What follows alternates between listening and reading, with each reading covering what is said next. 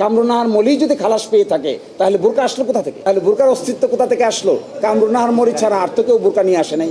অতিমাত্রায় media trial হলে অনেক সময় নিম্ন আদালত সঠিকভাবে বিচার করতে পারেন না। বলছি, যদি অতিমাত্রায় কোনো ক্রিমিনাল কেসের মিডিয়া ট্রায়াল হয় তাহলে অনেক সময় নিম্ন আদালতের বিচারকদের জন্য সঠিক সিদ্ধান্ত নেওয়াটা কঠিন হয়ে দাঁড়ায়। That is what is media trial.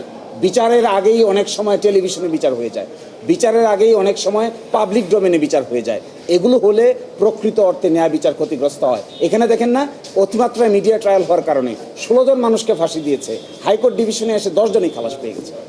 আর যে বাকি 6 জন নিয়েছে তার মধ্যে মাত্র 2 জনের মৃত্যুদণ্ড বহাল রেখেছে, এবং তাও বলেছেন হাইকোর্ট বিভাগ যে ওই সংশ্লিষ্ট বিচারিক আদালতের বিচারিক ক্ষমতাকে কেড়ে নিয়েছে।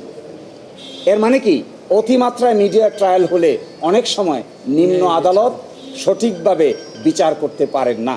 আরেকটি আমি অবজারভেশন দিয়েছেন ডাইং ডিক্লারেশন সম্পর্কে, আমি আর্গুমেন্ট রেখেছিলাম।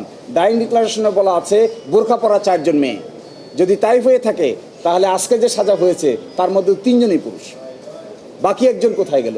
যে বোরকার কথা বলা হচ্ছে, এই বোরকা যাদের কাছ থেকে কিনে আনা হচ্ছে তারা এই বোরকাকে করবরেট করে নাই। সেই কারণে আজকে মনিকে, কামরুন্নাহার মনিকে খালাস দিয়েছেন। কামরুন্নাহার মনি হলে বোরকা কেনার দায়িত্বে ছিলেন বলে এলিগেশন। কামরুন্নাহার মলি যদি খালাস পেয়ে থাকে তাহলে বোরকা আসলো কোথা থেকে? এই বোরকা কোথা থেকে বাই করা হলো? কামরুন্নাহার মনির দায়িত্ব হলো বোরকা কিনার। দেখা গেছে যেদিন কনস্পিরেসি হওয়ার কথা তার 2 দিন আগে বোরকা হয়ে গেছে। এই বোরকার যে সব থেকে কেনা হয়েছে তাদেরকে এখানে সাক্ষী করা হয়েছে, তারা কামরুন্নাহার মনিকে চিনেই নেই। যদি না চিনে থাকে এই জন্য কামরুন্নাহার মনিকে এখান থেকে খালাস দেওয়া হয়েছে। তাই যদি দেওয়া হয় তাহলে বোরকার অস্তিত্ব কোথা থেকে আসলো? কামরুন্নাহার মনি ছাড়া আর তো কেউ বোরকা নিয়ে আসে নাই। তাহলে পুরুষ মেয়ে কি করে পুরুষ হলো, নারী কি করে পুরুষ হলো? এই রহস্যগুলো আশা করি আমরা পরবর্তী আদালতে উন্মোচিত হবে।